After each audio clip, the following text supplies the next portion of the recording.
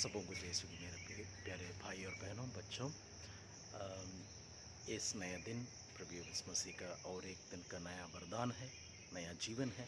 और इसलिए आज प्रभु यीशु मसीह की स्तुति आराधना करते हैं, धन्यवाद करते हैं, महिमा गाते हैं, क्योंकि प्रभु यीशु मसीह हमारे जीवन में अनमोल वरदान दिए हैं, हमारे जीवन को संभाला है, सुरक्षित रखा है कि हम सबों को स्वस्थ जीवन का वरदान प्रदान किया है। प्रभु का धन्यवाद करें, प्रभु की स्तुति आराधना करें। और एक दिन इस दिन में हम और एक बार प्रभु के सुसमाचार वचन पर मनन चिंतन करते हैं। आज का सुसमाचार मत्ती रचित सुसमाचार अध्याय 6 वाक्यांश 1 से 6 और 16 से 18 तक। इसमें तीन बातें हैं। सबसे पहली बात यह है, और तीन बातों के विषय में प्रभु यीशु मसीह हमें समझाना चाहते हैं।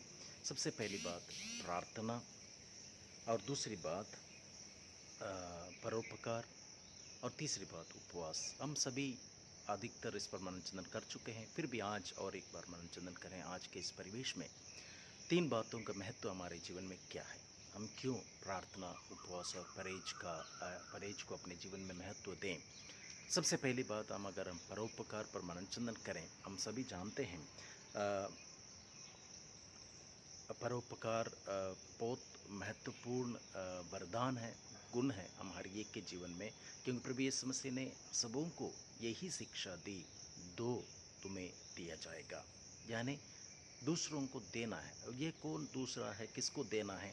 हमें लूकस के सुसमाचार अध्याय 10 वाक्यांश 29 से 37 तक के एक भला समारी का दृष्टांत द्वारा प्रभु यीशु मसीह हमें समझाते हैं कि किन लोगों की मदद करनी चाहिए, किन को परोपकार की ज़रूरत है, किन को दान देना चाहिए।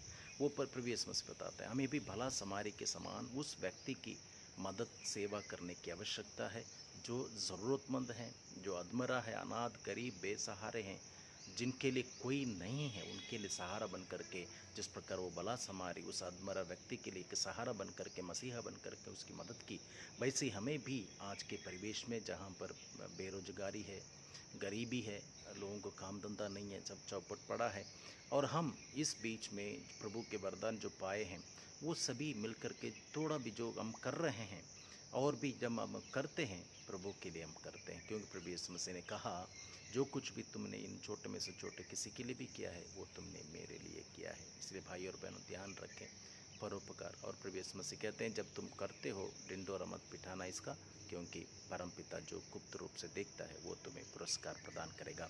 दूसरी बात है प्रार्थना। प्रार्थना का क्या महत्व है हमारे जीवन में, हम इस पर दो तीन प्रभु के वचन को देखते हैं और समझने के लिए प्रयास करते हैं प्रभु यीशु मसीह क्या कहना चाहते हैं प्रार्थना के बारे में।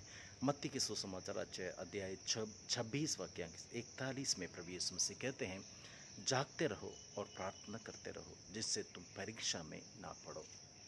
यानी इस संसार में विचलित सभी प्रकार की बुराई से, सभी प्रकार के आकर्षण से, सभी प्रकार के सांसारिकता से बचने के लिए प्रार्थना बहुत बहुत बहुत महत्वपूर्ण होती है। इसलिए बोलते हैं लगातार जागते हुए प्रार्थना करना। जागते हुए माने जागते हुए हमें प्रभु यीशु मसीह ने यूहन्ना के सुसमाचार में कहा कि सच्चाई और आत्मा से प्रभु की आराधना करो। यानी प्रार्थना करते समय मालूम होना चाहिए हम किस चीज़ के लिए प्रार्थना करते हैं, क्यों प्रार्थना करते हैं, किससे करते हैं, इससे क्या होगा, ये सब जान करके विश्वास के साथ प्रार्थना करने की आवश्यकता है। इसलिए प्रभु यीशु मसीह ने मत्ती के सुसमाचार अध्याय 21 और 22 में, अध्याय 21 वाक्यांश 22 में कहते हैं जो कुछ भी तुम विश्वास के साथ प्रार्थना में मांगोगे वो तुम्हें मिल जाएगा। प्रभु यीशु मसीह वादा करते हैं जो कुछ भी तुम प्रार्थना में विश्वास के साथ मांगते हो वो तुम्हें मिल जाएगा। और प्रार्थना करने वाले हमेशा खाली हाथ नहीं जाते हैं, प्रभु उनकी झोली भर देते हैं। प्रभु हमेशा तत्पर रहते हैं कि पुकारने वालों की आवाज़ सुने, उनकी मदद करें, उनको अपनी कृपा से भर दें। इसलिए संत पौलुस अपने थिस्सलुनीकियों के नाम पहले पत्र में कहते हैं, क्या कहते हैं, अध्याय 5 वाक्यांश 16 और 17 में कहते हैं आप लोग हर समय प्रसन्न रहें और निरंतर प्रार्थना करते रहें। प्रसन्न रहें और प्रार्थना करते रहें। संत पौलुस ये कहते हैं, ये कहने का मतलब ये है भाई और बहनों, ये जो प्रार्थना करते हैं सच्चे दिल से, ईमानदारी से, सच्चाई से, आत्मा से प्रार्थना करते हैं, विश्वास के साथ प्रार्थना करते हैं, वो हमेशा प्रसन्न रहते हैं। यानी प्रसन्नता का कारण प्रार्थना है। प्रार्थना करने से हमें सच्चा आनंद, खुशी मिलती है। हम प्रसन्नता के साथ जीवन व्यतीत कर सकते हैं। भाई और बहनों, याद रखें, प्रार्थना विश्वास के साथ किया जाना चाहिए और प्रार्थना करने से हमें आनंद और प्रसन्नता मिलती है। और क्योंकि प्रभु यीशु मसीह ने कहा, जो मेरी शिक्षा पर चलता है, आप प्यार करता है, हम उसमें निवास करेंगे। जिसमें प्रभु यीशु मसीह निवास करते हैं वो हमेशा प्रसन्न रहता है। इन बातों को ध्यान रखें। तीसरी बात यह है उपवास। उपवास का महत्व क्या है हमारे जीवन में प्यारे भाई और बहनों?